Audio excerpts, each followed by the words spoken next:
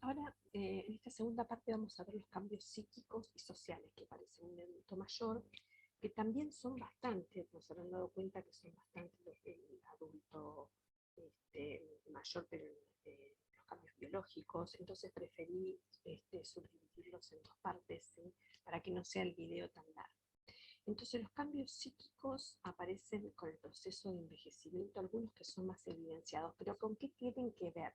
Con esos cambios de comportamiento, con los cambios de percepción, de autopercepción que ellos tienen y de reacciones que van a tener frente a esos cambios, ¿no? Es decir, cómo van a reaccionar, de qué manera van a reaccionar.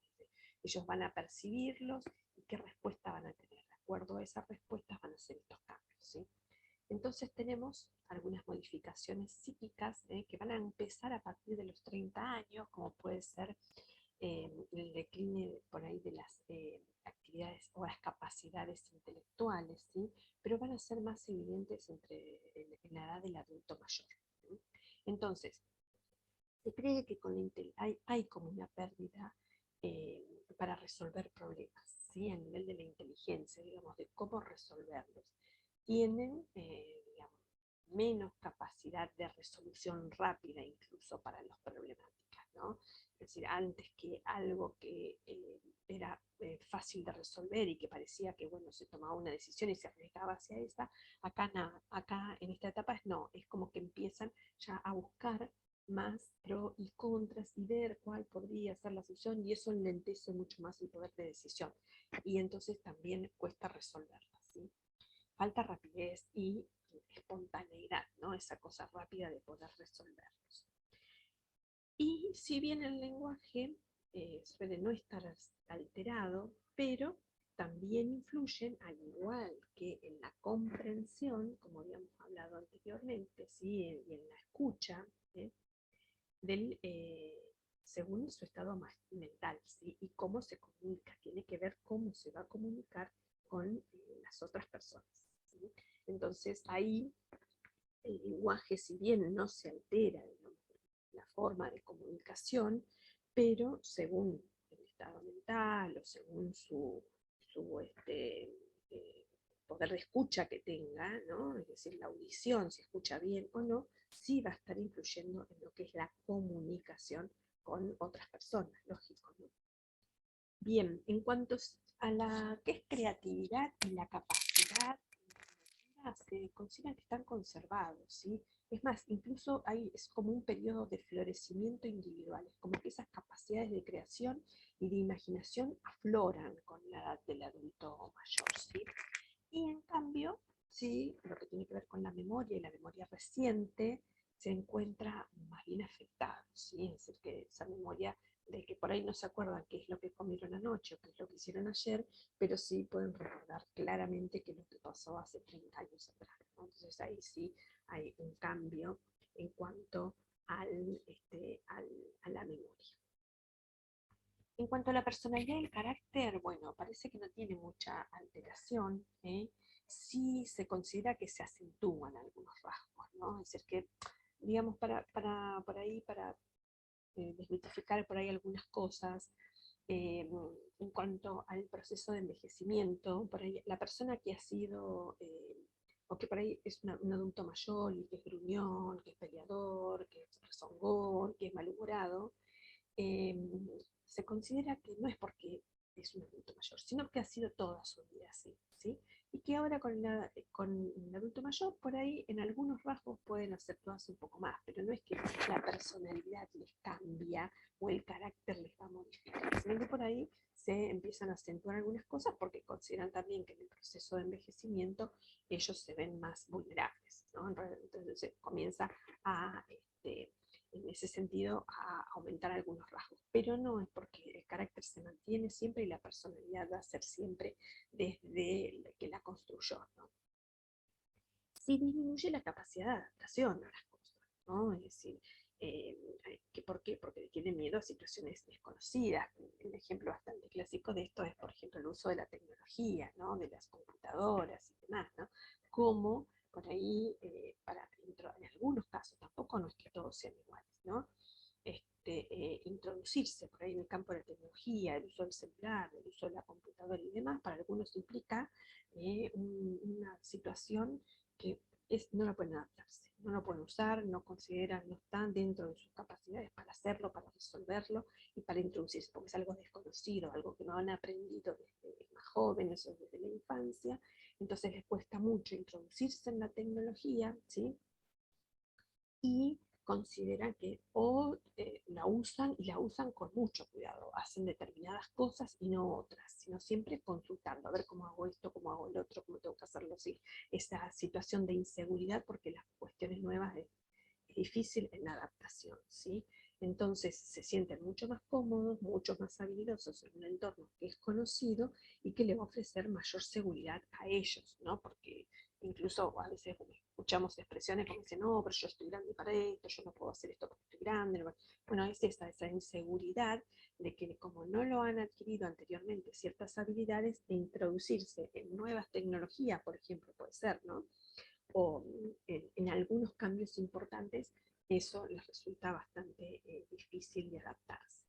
E incluso, para ir un poco más y salir de este tema, eh, incluso cuando hay que hacer mudanzas, ¿no? Que les cuesta mucho cambiar de barrio, cambiarse a otra casa, a otra institución, eh, a otro lugar. Bueno, eso también influye bastante porque les cuesta adaptarse, ¿no?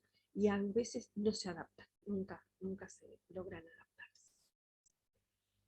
En cuanto a los cambios sociales, tienden en general la sociedad los considera como elemento improductivo, ¿no? Es decir, como que es una persona, un adulto mayor, alguien que ya no trabaja, alguien que no produce, que es un jubilado, es una persona que ya no hace su actividad diaria, ¿no? Es como una imagen, una representación que tiene la sociedad del adulto mayor, ¿sí? Esto no está diciendo que está bien, es lo que se ve, es lo que se observa desde lo social, ¿sí? Entonces hay un cambio de rol en el ámbito individual y en la propia comunidad, ¿no? Esa persona que trabajaba, que producía, que hacía cosas, ¿no? Que era una persona activa, pasa a tener en la comunidad, ¿sí? Un rol como que es algo más estático, ¿no? Algo con lo que menos se puede contar, que ya no se puede contar de la misma manera, o qué sé yo.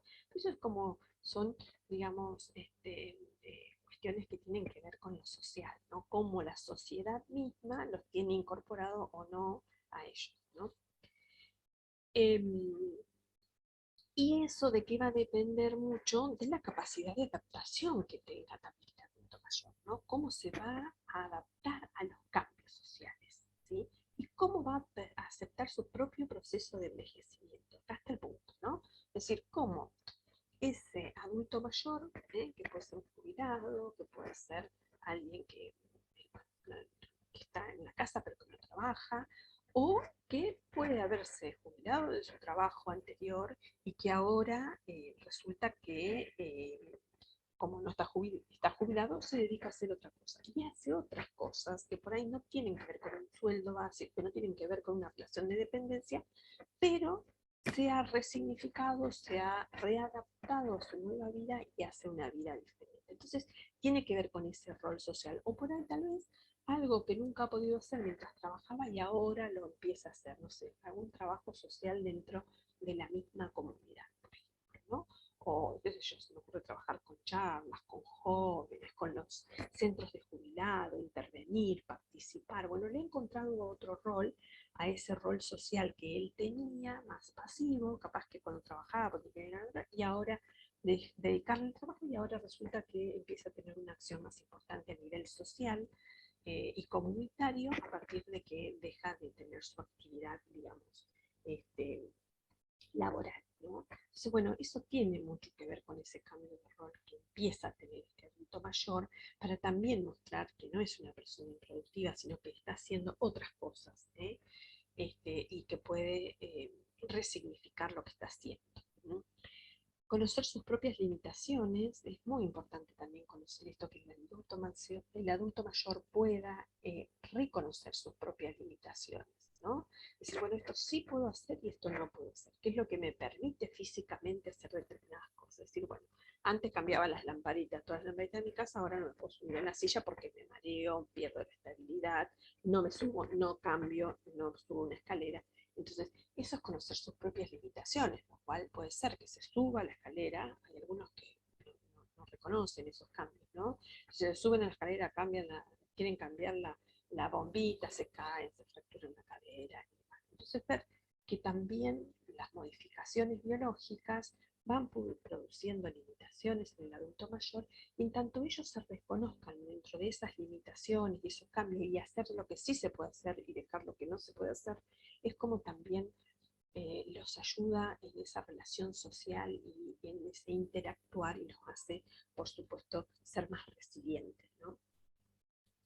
La colectivización de los cuidados de enfermería en los ancianos a través de la despersonalización influye negativamente al fomentar la independencia. Es decir, mientras nosotros como enfermeros, como profesionales de enfermería, sigamos teniendo esa visión, ¿no? Desde un elemento improductivo y no fomentemos el cambio social, tanto en el adulto en forma individual como el cambio social en general, ¿sí?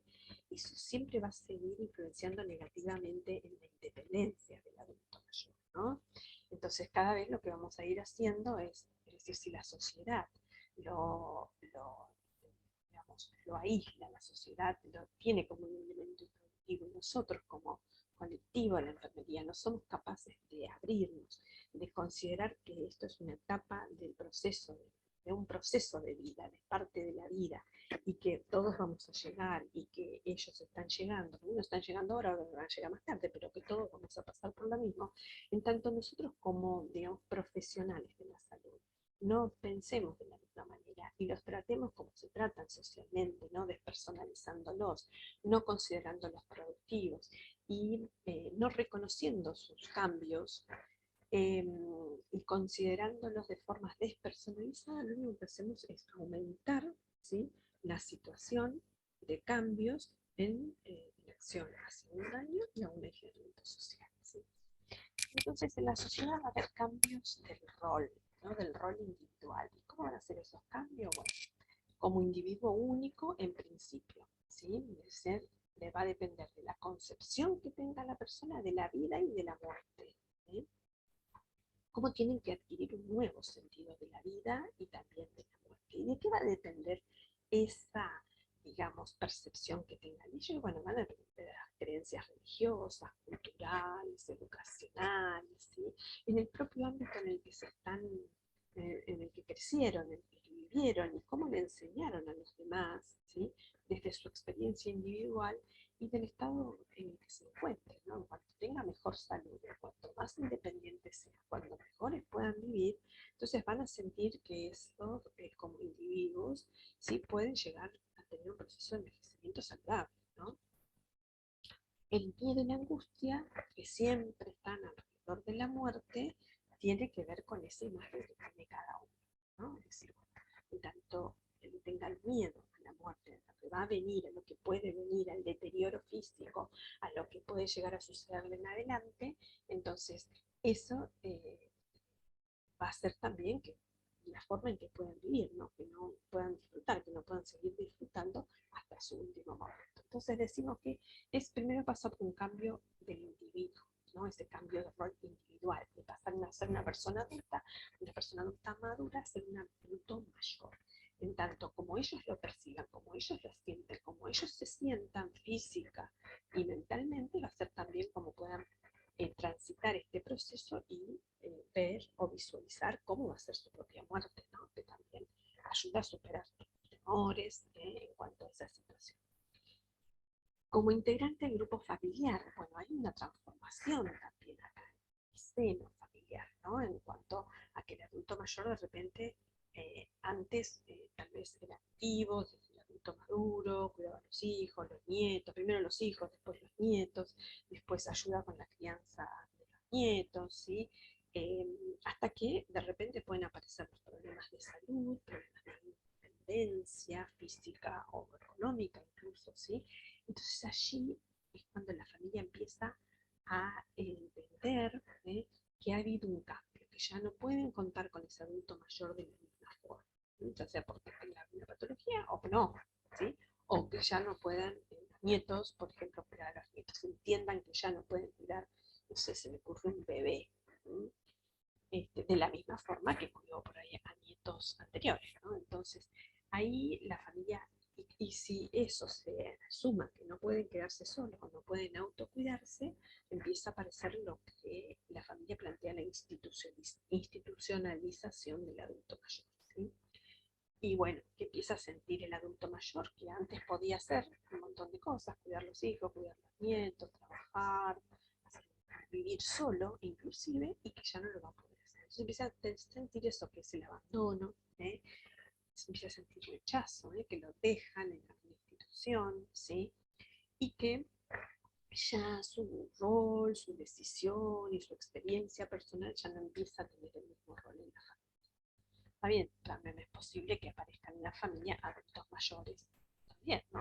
Hoy podemos ver cómo hay familias que están conformadas por varios grupos de edad.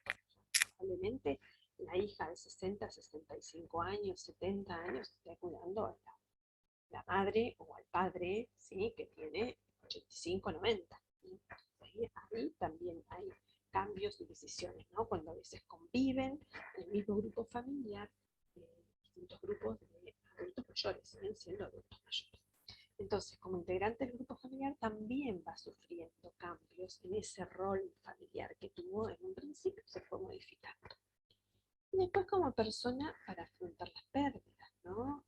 Entonces acá hay pérdidas físicas, a veces psíquicas, afectivas, económicas, hay una serie de pérdidas de cosas y de valores, de afectos que se fueron adquiriendo durante la etapa del adulto y que ahora se encuentran eh, en pérdidas, ¿no? Más allá de lo económico, más allá de que, bueno, ya sabemos que por ahí los sueldos no son suficientes, ¿no? Pero a veces hay enfermedades, hay capacidades psíquicas que se pierden, entonces esto también hace que eso también haya un cambio, o la pérdida del mismo cónyuge, ¿no? Que a veces suele ser un punto de inflexión en algunas relaciones.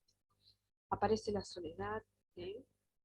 Por la pérdida, por la pérdida de cosas, la nostalgia, sienten más la pérdida, la sienten, les impacta mucho más la pérdida, ya sea de personas o de sus propias capacidades personales, ¿sí? Entonces, ahí también pueden aparecer, ¿sí? Los cambios de roles, y algunos pueden formar alguna nueva pareja, pero otros no, pueden quedarse solos sin volver a rehacer su propia vida. En cuanto al rol laboral, bueno, el gran cambio fue dado por la jubilación, ¿sí? Esto sabemos que es un derecho que tienen las personas de jubilarse luego de haber recibido una remuneración durante un tiempo, durante años por su trabajo, por su profesión y demás, ¿sí? Y sería como una licencia, ¿no? Que se le da a la sociedad misma, ¿no? Desde lo social está visto como alguien que ha trabajado toda su vida y que ahora puede gozar de esa jubilación. Pero bueno, la adaptación, ¿sí? A esa nueva vida no laboral, ¿eh? A la actividad y el cambio de ese rol también repercute en la persona, ya sabemos desde lo económico y también desde lo físico y psíquico, ¿no? Entonces, bueno, cómo cambia este rol social desde cómo cambia ese rol laboral desde lo social en función de que la situación económica que pide por ahí hacer muchas cosas, ¿sí? Todos creemos que cuando vamos a jubilar vamos a salir de paseo, vamos a todo el año estar vacacionando incluso, pero bueno, sabemos que desde lo económico no se puede hacer desde el punto de vista económico. Y bueno, después en lo que tenga que ver con la salud física y la salud psíquica, ¿sí? También va modificando, ¿no? ¿No? La relación de dependencia con la institución, las relaciones personales, amigos, compañeros de trabajo y demás. Las relaciones sociales empiezan a desaparecer, ¿no? Empiezan no a desaparecer, pero empiezan a ser más limitadas, ¿no? En cuanto a esos recursos, falta de recursos, ¿sí? De tiempo libre, de otras personas incluso. Y bueno, tienen que volver a reorganizar su vida, ¿sí? Y empezar a saber qué tienen que hacer con su propia vida personal, qué cosas pueden hacer y cómo resignificar también dentro de la familia eh, eh, todo este rol que ya no va a ser laboral, sino también este rol, eh, digamos, sin trabajo, ¿no? Es decir, o sea, sin trabajo en relación al cumplimiento, ¿no? En cuanto al rol laboral, también dentro de la comunidad, más de lo mismo, ¿no? Eh, es necesario la prevención de consecuencias para mantener la calidad de vida, ¿no? Prepararse para la jubilación, un poco dijimos antes, ayudar a tomar decisiones, realizar adaptación lentamente, esto favorece a que no sea tan abrupto dejar de trabajar, ¿sí? Y empezar a reorganizar su propia vida y también ese rol social, ¿no? Hace que empiece a haber cambios de pertenencias en los grupos, ¿no? Ya pertenecen a un grupo de adultos mayores, y qué es lo que pasa también con la sociedad, cómo lo integra, ¿no? Cómo integra ese adulto mayor en, digamos, en la vida misma, ¿no? En los estilos de vida, en las costumbres, ¿eh? Es decir, bueno, nos invitamos a la fiesta, nos invitamos al cumpleaños, nos ayudamos. Sí, ya sabemos que no puede manejar, vamos a buscarlo, te traemos, lo tenemos en familia. Entonces, como también hay un rol importante ahí, como la familia y la sociedad los integra a los adultos mayores, ¿no? Ya cambiar un poco esa visión de mirarlo desde esta posición de que son productivos, sino también empezar a integrarlo, ¿no? Saber que esto es un proceso al cual todos estamos involucrados, a que todos, algunos mejor, en mejor estado y otros no tanto, pero que todos estamos dentro de ese rol, que todos vamos a pasar y que empezamos a verlo de forma diferente, no solamente desde el punto de vista de una persona enferma, sino también hay que pensar en que tenemos que trabajar en tener un envejecimiento saludable, ¿no? Todas las personas. Pero eso hay que empezar a trabajar de la etapa del adulto. Por eso yo quería un poco este mensaje, ¿no? Es decir, bueno, ¿cómo trabajamos en la promoción y en la prevención? Los adultos jóvenes y los adultos maduros. Debemos trabajar, ¿por qué? Porque de eso va a depender cómo va a ser su proceso de envejecimiento. ¿Sí? Y cómo también vamos a ayudar a que puedan llegar a los 60, 65, 70, 75, independientes, saludables, que puedan vivir por ellos mismos, ¿no? Es decir, ser independiente en todo, ¿no? En lo físico, en lo económico, en la salud, ¿no? Entonces, de eso va a depender mucho, ¿no? De cómo trabajemos en etapas más tempranas con los adultos y los adultos maduros y para poder tener hacia el futuro y mirar hacia un envejecimiento saludable, ¿no? Y que podamos disminuir, digamos, aquellas todas internaciones, institucionalizaciones y que solamente para grupos minoritarios de los cuales no puedan este, tener su independencia total, ¿no? Es decir, aquellos que tengan eh, los suficientes.